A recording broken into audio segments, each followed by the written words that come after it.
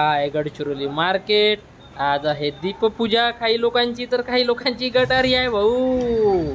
हे बघा मटणाकडे आपण चाललोय, मटणाच्या दुकानाकडे। लोक तिकडे चालले, सकाळची वेळ आहे आणि प्रत्येकाला वाटते उद्यापासून श्रावण महिना लागतोय तर आपण मटण घेतली पाहिजे। आपला मित्र पण काहीतरी घेतोय, तो ब्लॅक टी शर्ट वाला आपला मित्र आहे तो, आणि तो घ्यायला चालला आहे। आता आहे बघा काही लोक सामान उतरवून राहिलेत की उद्यापासून श्रावण महिन्याची सुरुवात होत आहे, तर आपण आपलं जे काही शाकाहारी जे काही अन्न आहे ते आपण विकलं पाहिजे।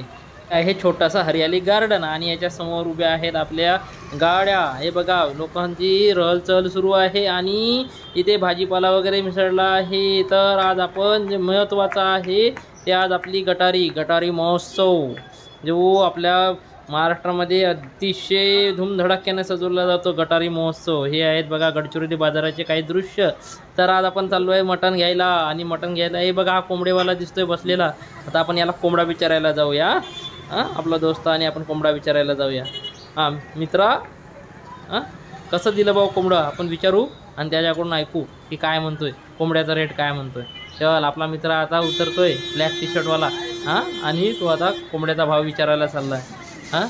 अरे विचार रे, विचार त्याला, विचार कोंबड्याचा भाव किती आहे विचार। काय म्हणतोय? 800 रुपये। 800 रुपयाला आहे गावठी भाऊ कोंबडा, 800 रुपयाला गडचिरोलीमध्ये। 800 ते 1000 रुपयाशिवाय कोंबडा भेटत नाही। बकऱ्याची मटण 750